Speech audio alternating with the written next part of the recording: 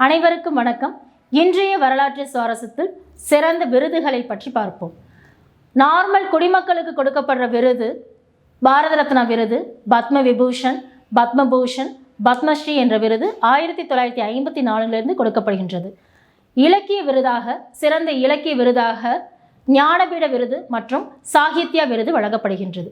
இதில் மிக உயரிய ஞானபீட விருது 1961 கொடுக்கப்படுகின்றது. சாகித்ய அகாடமி விருது 1955 கொடுக்கப்படுகின்றது.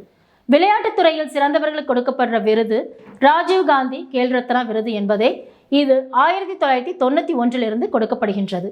இந்த ராஜீவ் காந்தி கேல் ரத்னா விருது சமீபத்தில் 2019 இதன் பெயர் தயான்சந்த் கேல் ரத்னா விருது என்பதே.